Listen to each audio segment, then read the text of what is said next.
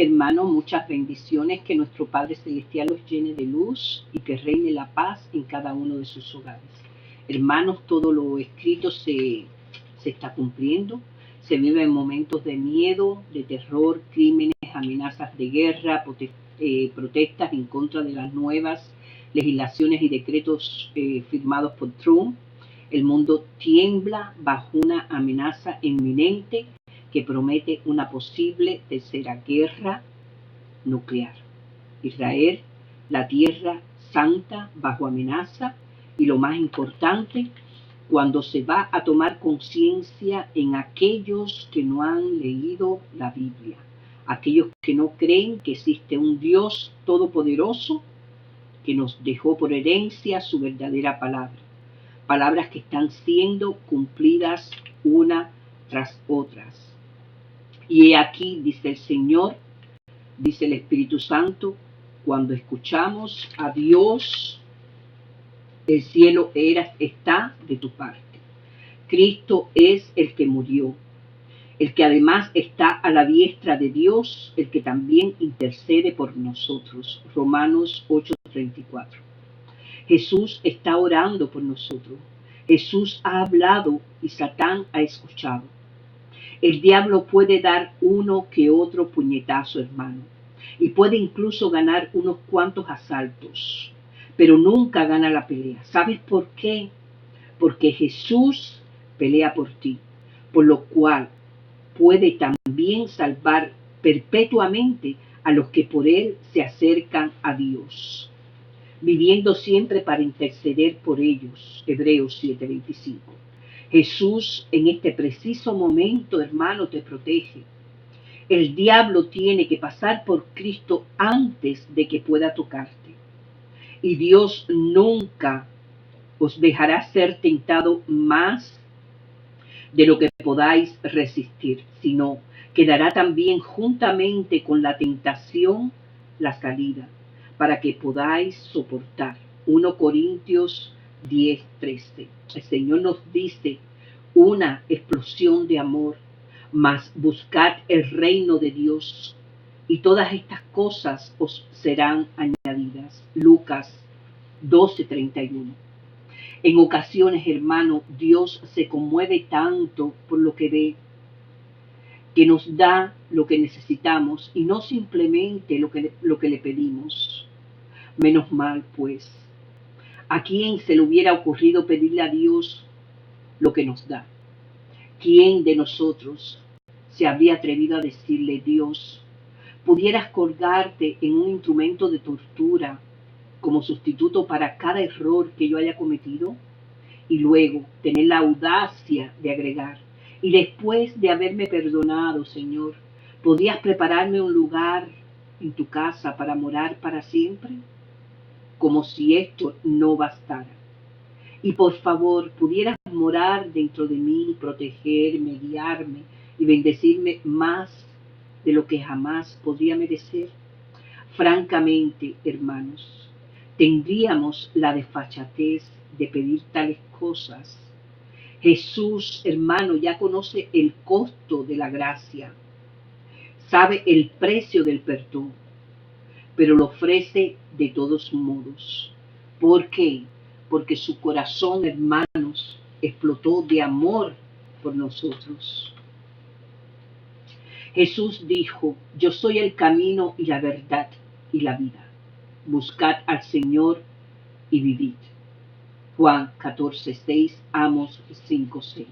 Buen viaje, hermanos. El tiempo de viaje también nos permite conocer a otras personas e intercambiar experiencias. Sin embargo, debo reflexionar personalmente sobre el sentido de mi vida actual, sobre el más allá.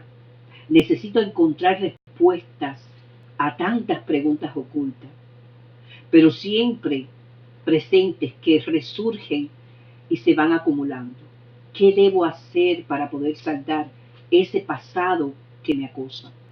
Para ser liberado de las mentiras, de las infidelidades y de las impurezas que cargan nuestra conciencia. ¿Cómo terminar con nuestra rebeldía contra Dios? Debo reflexionar solo. No. ¿Alguien quiere acompañarme?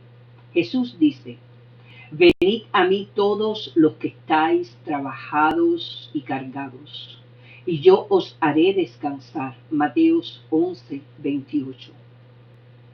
Responda a su llamado mediante una oración sincera al empezar el viaje. Con él dígale todo lo que hiere el corazón y carga la conciencia. Escuche su enseñanza, hermano, y créala. Jesús es el camino y la verdad y la vida. Por medio de él podemos ir a Dios y hallar el perdón de la paz desde ahora. Una luz totalmente nueva viene así a dar un sentido al viaje de la vida con la perspectiva de una eternidad feliz junto a Jesús, quien borra la condenación que yo merecía. Junto a él, a pesar de los callejones sin salida de la vida, el viaje se hará en paz. La paz os dejo, mi paz os doy, dijo el Señor. Juan 14:27. Esta promesa se convierte en una realidad presente para todos los que la reciben en su vida. No viaje solo. Jesús quiere acompañarle desde hoy. Me mostrarás la senda de la vida. En tu presencia hay plenitud de gozo, delicias a tu diestra para siempre. Salmo 16:11. Fuisteis rescatados de vuestra vana manera de vivir, la cual recibisteis de vuestros padres, no con cosas corruptibles como oro o plata, sino con la sangre preciosa de Cristo. 1 Pedro 1:18-19. ¿Qué podemos llevar al cielo? Se dice que el dinero gobierna el mundo, pero su valor se limita a la corta duración de la vida terrenal. E incluso en la tierra no puede hacerlo todo ni darlo todo. El dinero y el oro no tienen valor en el más allá. Cuando viajamos al extranjero, al pasar la frontera podemos cambiar nuestro dinero por la moneda local.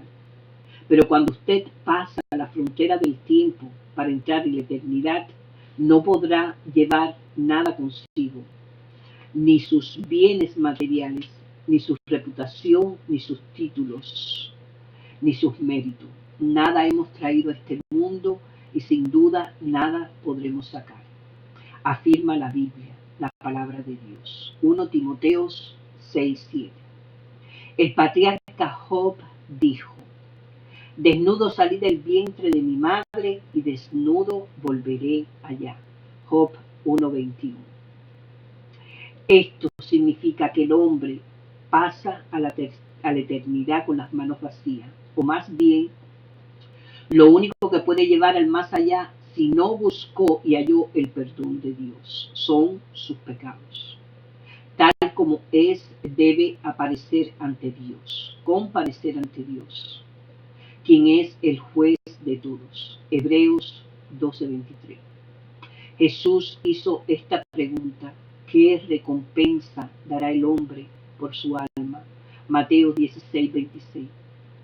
Mucha gente ha vendido su alma por dinero, pero inversamente, para rescatar un alma del poder de Satanás y del pecado, el oro y el dinero no tiene valor alguno.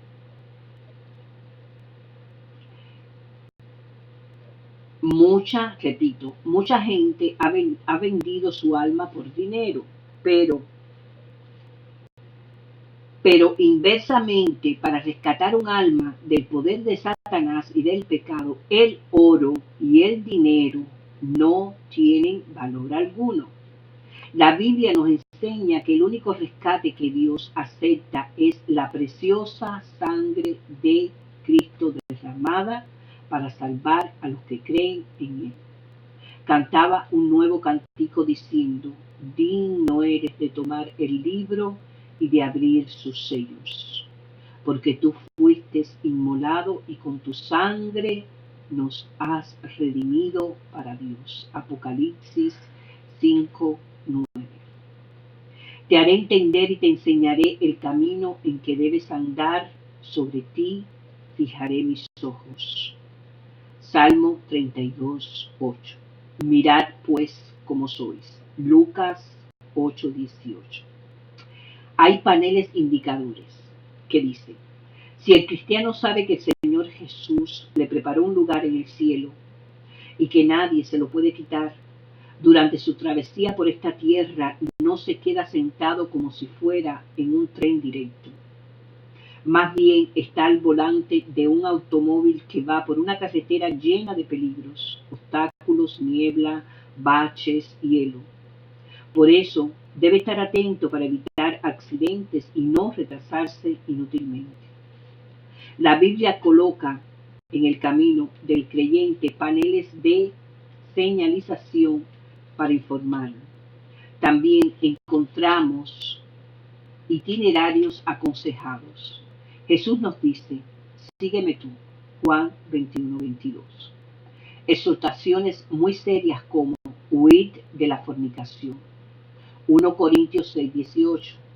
Huye también de las pasiones juveniles, 2 Timoteo 2, 22. Advertencias que señalan un peligro. Raíz de todos los malos es el amor al dinero, 1 Timoteo 6, 10. Hijitos, guardaos de los ídolos, 1 Juan 5, 21. Áreas de descanso. Venid vosotros aparte y descansad un poco, Marcos 6, 31. La lectura de la Biblia, hermanos, nos enseña, pues, a conocer los peligros que nos acechan. El Espíritu Santo atrae nuestra atención hacia ellos y es tanto más necesario, porque la niebla de nuestros propios pensamientos fácilmente puede nublarnos la vista. El deseo de agradar a Dios nos conduce a evitar y a rechazar la tentación de detenernos en un lugar peligroso o demasiado cómodo. La oración y la confianza es la gracia poderosa de Dios. La oración y la confianza en la gracia poderosa de Dios nos conducirá a nuestro destino de manera segura. Juan 6, 37, 40. Jesús dijo: al que a mí viene no le echo afuera, y esta es la voluntad de que me ha enviado, que todo aquel que ve al Hijo y cree en él tenga vida eterna, y yo le resucitaré en el día postrero. Mi encuentro con Dios, testimonio. Nací en Anatolia, Turquía, cerca de las nevadas cumbres del monte Ararat. Mis padres eran muy pobres y soñaban con convertirme en un bojá, es decir, alguien que enseña el Islam. Fui pues a diferentes escuelas y a los 20 años regresé a mi pueblo convertido en un bojá. Pero tenía dudas y, para no ser hipócrita, preferí abandonar mi función y huir a la ciudad. De allí emigré a Alemania, donde pude ganarme la vida y ayudar a mis padres. Al cabo de 8 años encontré a un cristiano que me dio un testamento, un Nuevo Testamento. Al leerlo comprendí lo que Dios esperaba de mí, que me volviese a Él y dejase mi vida de pecado. Pero en mí había una voz que me decía: no necesitas convertirte, no eres un pecador. Sin embargo, mi inquietud iba haciéndose cada vez mayor. ¿Qué sucedería si ese mismo día tuviese que comparecer ante Dios? Durante 6 meses di vueltas y vueltas en mi cabeza a este asunto. Una noche el silencio reinaba a mi alrededor, pero dentro de mí había una batalla.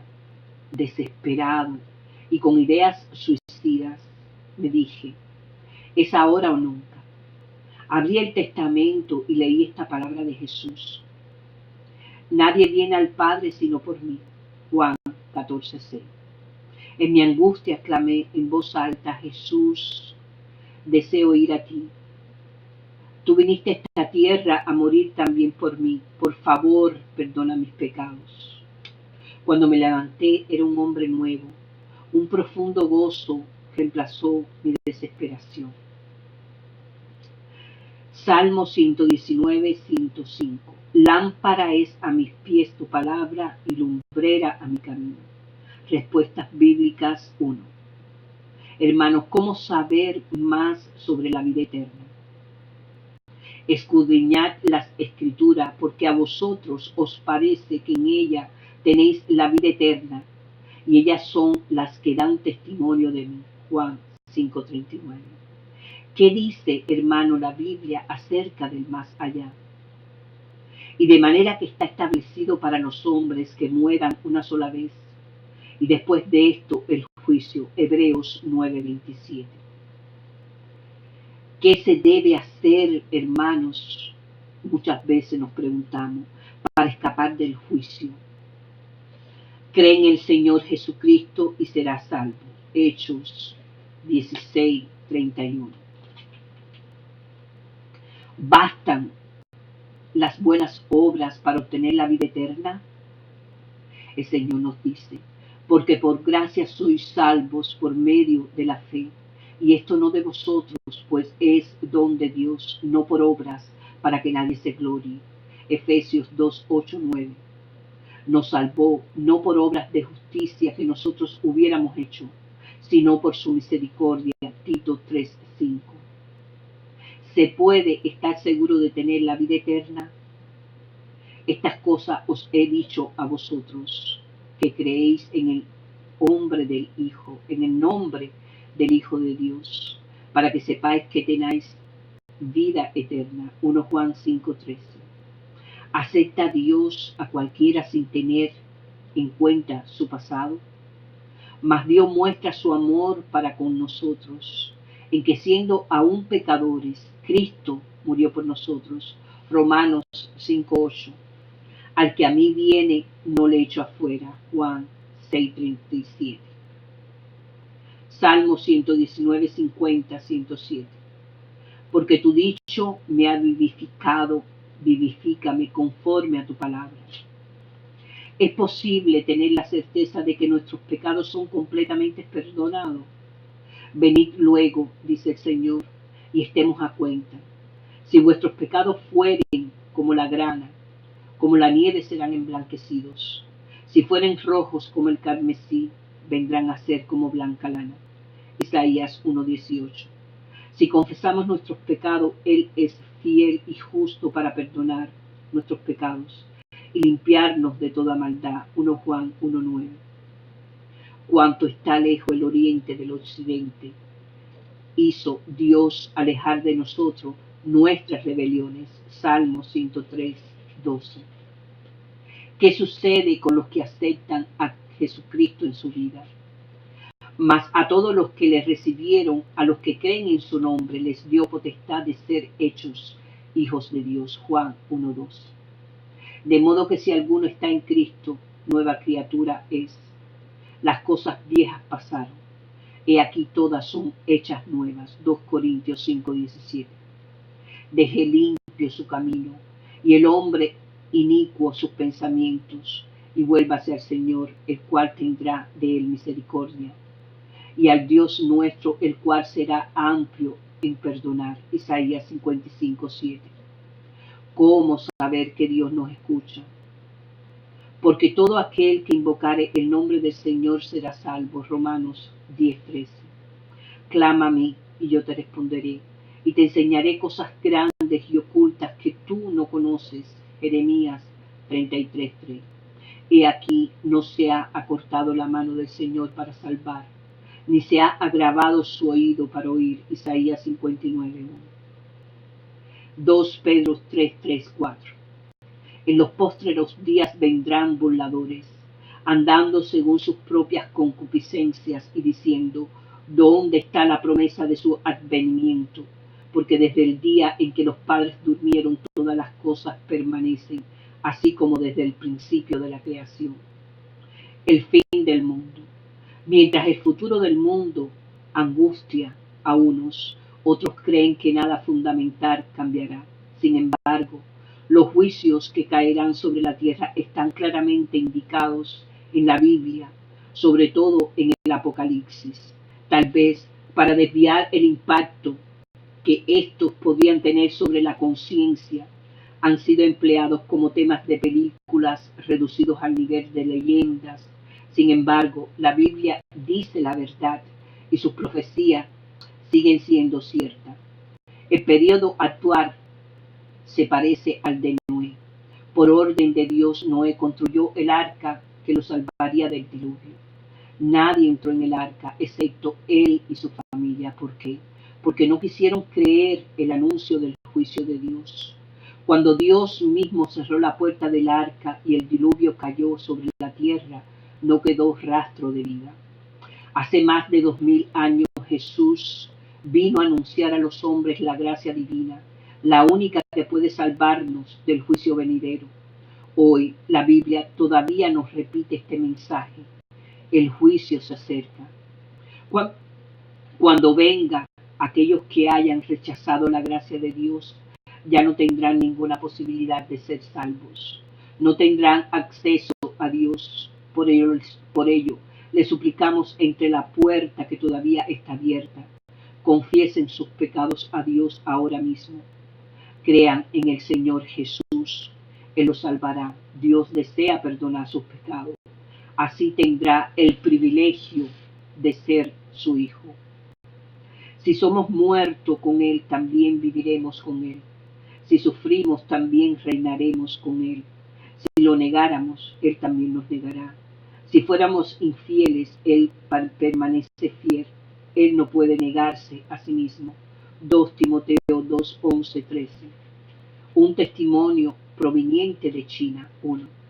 Mabel era médica en Pekín. La gente sabía que ella era cristiana. En 1949 fue considerada como un miembro de la clase burguesa por tener una linda casa. Fue sacada de su hogar y se vio obligada a vivir en un cobertizo. Además, era una persona sospechosa debido a sus convicciones cristianas. Cuando estalló la revolución cultural, no le permitieron seguir ejerciendo su profesión y la mandaron a recoger arena con los obreros de construcción. Ese trabajo era muy duro para ella. Además, un cartel instalado frente a su vivienda la acusaba de haber destruido literatura imperialista, es decir, Biblias. Mabel sufrió mucho. Sus vecinos la rechazaban. Su equipo de trabajo la humillaba y los guardias la azotaban regularmente. Un día entró en su cabaña y se dijo: ya no aguanto más. Tengo más de 60 años. Tuve una vida honesta. Así que no creo que Dios vea ningún inconveniente en que vaya al cielo un poco antes de tiempo. Entonces tomó un hacha, la levantó y pronunció una última oración. Señor, si me invoco haciendo esto, ayúdame. Mabel no pudo hacer caer el hacha. Se sentó y se echó a llorar. Soportó todavía 8 años más los golpes, el rechazo y la humillación. Dios me dio la fuerza para perseverar, pero nunca supe cómo. Cuenta ella: mi carne y mi corazón desfallecen, mas la roca de mi corazón y mi porción es Dios para siempre. Salmo 73, 26. Hechos 14, 22. Vosotros sois los que habéis permanecido conmigo en mis pruebas. Lucas 22, 28. Exhortándoles a que permaneciesen en la fe y diciéndoles: es necesario que a través de muchas tribulaciones entremos en el reino de Dios. Un testimonio proveniente de China. 2. Años después, Mabel comprendió que las pruebas por las que había pasado habían dejado buenos frutos. Efectivamente, después de la muerte de Moa, China tomó distancia respecto a los excesos de la revolución cultural. Mabel no pudo recuperar su antigua casa, pero empezó a recibir muchos visitantes. Para su mayor sorpresa, todos estos visitantes eran altos miembros del Partido Comunista y aún más sorprendente era que le pedían Biblias. ¿Por qué vienen a verme?, preguntaba ella, y todos le respondían lo mismo. Durante la Revolución Cultural había un cartel muy grande frente a su casa. Decía que usted estaba acusada por haber distribuido Biblias. Venimos a ver si todavía le quedan algunas. Antes, mucha gente se había alejado de ella debido a esa advertencia colocada frente a su cabaña, pero ahora muchos venían a verlas debido a este cartel. Mabel se puso en contacto con cristianos que le dieron Biblias. Así, por medio de esta mujer ya mayor, muchas personas fueron conducidas a creer en Jesús, gracias a la perseverancia de Mabel. Es bueno, hermanos, saber, escribe ella, que por qué tenemos que pasar por las pruebas. Eso fortalece nuestra fe. Pero todo ese tiempo de persecución fue muy difícil. Mentiría si dijese que sentí la presencia de Jesús en cada instante. Pero cada día me dio la fuerza necesaria para continuar. Y esto me bastó. Aunque ande en valle de sombra de muerte, no temeré mal alguno, porque tú estarás conmigo. Salmo 23:4. 1 Juan 3:16-17. En esto hemos conocido el amor en que Él puso su vida por nosotros. También nosotros debemos poner nuestras vidas por los hermanos. Pero el que tiene bienes de este mundo y ve a su hermano tener necesidad y cierra contra él su corazón, ¿cómo mora el amor de Dios en él? 1 Juan 3:16-17. El buen samaritano, Lucas 10:29-37. Un hombre preguntó a Jesús, ¿y quién es mi prójimo? Lucas 10:29. Jesús le respondió mediante una parábola. Un hombre cayó en manos de ladrones, los cuales lo dejaron gravemente herido al borde del camino.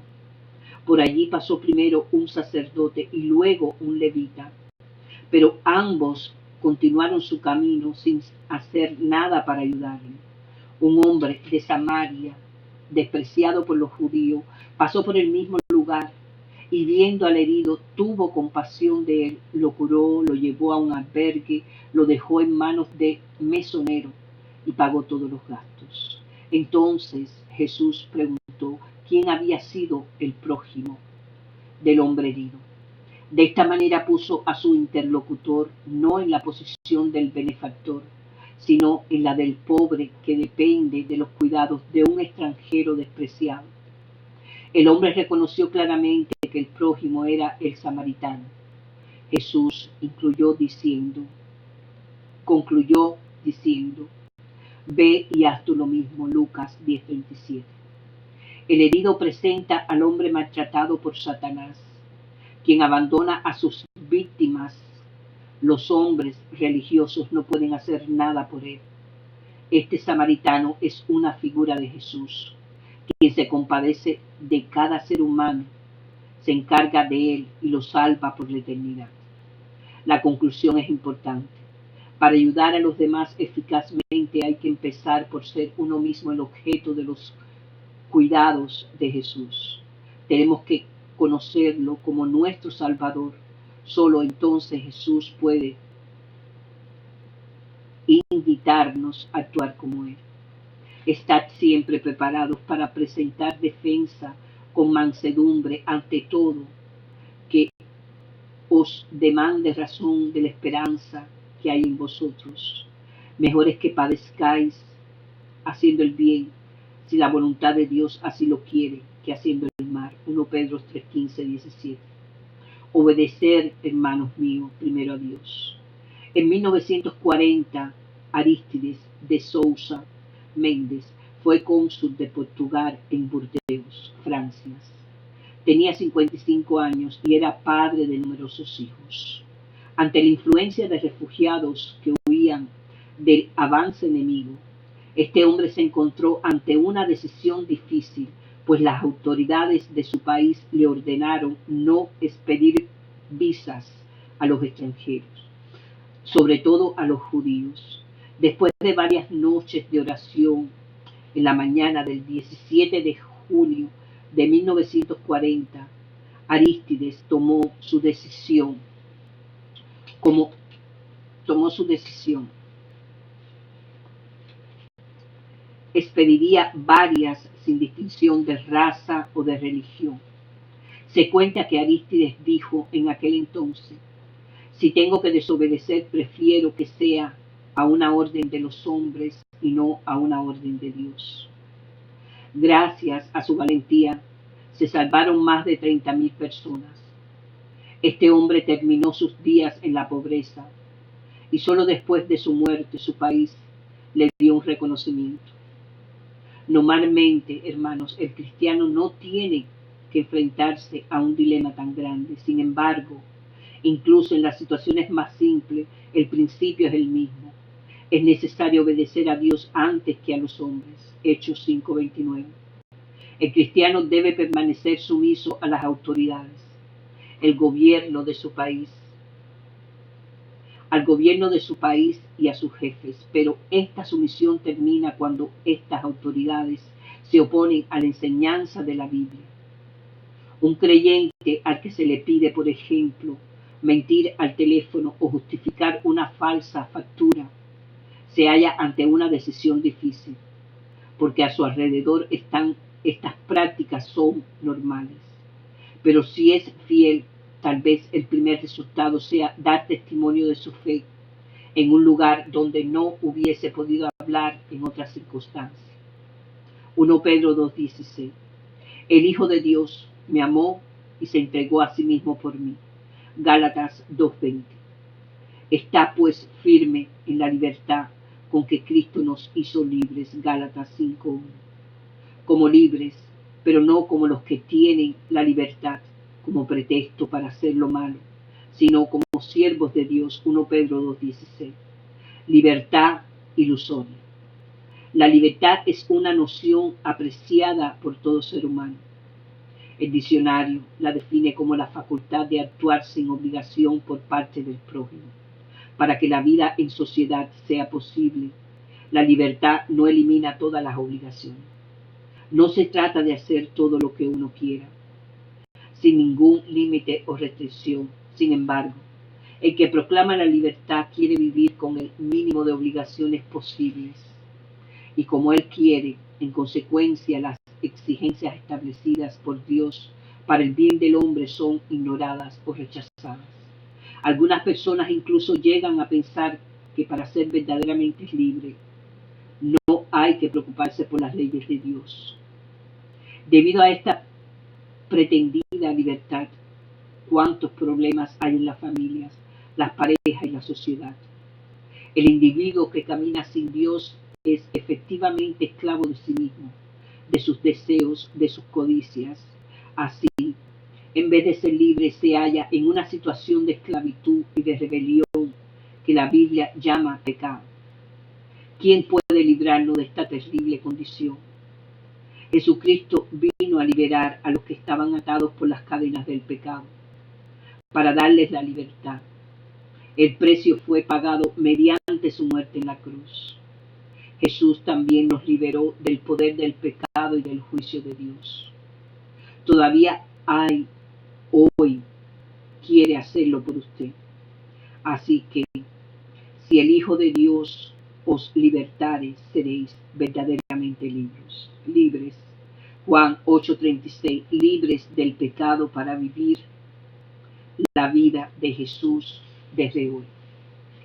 Queridos hermanos, oremos. Es necesario recibir a nuestro Padre Celestial. El tiempo avanza y ya queda poco tiempo. Por favor, escuchen, cierren sus ojos y reciban a nuestro Padre Celestial. Pero antes vamos a orar para vencer obstáculos. Oración. Vencemos por la sangre de Jesús y la palabra de Dios. Padre, tu palabra declara que Jesús venció a todos los principados de Satanás cuando murió voluntariamente en la cruz para redimirnos, y porque Él triunfó sobre ellos, yo ya no soy esclavo de las estrategias del diablo. Colosenses 2:2, 1:4-15. Padre, gracias por la autoridad y las promesas que nos has dado para hollar y derrotar a los espíritus malignos y sobre toda fuerza del enemigo. Nada nos dañará de ninguna manera. Lucas 10:19. Padre, te doy gracias porque en Cristo tenemos redención por su sangre y el perdón de todos los pecados según la riqueza de su gracia. Efesios 1:2-7. Padre, gracias por esa gran promesa de que Cristo nos ha redimido de la maldición de la ley, habiéndose hecho por nosotros maldición, para que nosotros recibiéramos la promesa del Espíritu por medio de la fe. Gálatas 3:2, 10, 14. Padre Celestial, hoy nos arrepentimos sinceramente de toda participación que puede haber causado por un espíritu de brujería, maldiciones generacionales o fortalezas que invadan nuestras vidas e influya mi vida. Lamento tu perdón, te ruego que el dolor que pude o pudimos haber causado a otros con mis acciones. Padre, también quiero perdonar a los que me han hecho daño y me han atormentado. Hoy tomo la decisión de cambiar mi vida y caminar en el amor de Dios, en el nombre poderoso de Jesús. Señor precioso, amado Jesús, vengo ante ti rindiéndome y arrepentido en este día y rechazo totalmente el pecado, Señor, y te recibo en este día y te doy gracias por ese sacrificio que hiciste por mí en la cruz. Yo abro la puerta de mi corazón hoy y te recibo como mi Señor y mi Salvador. Límpiame, Dios mío, de todos mis pecados. Me arrepiento totalmente de ellos y desde hoy te invito, Padre, que entres totalmente en mi ser y mi corazón.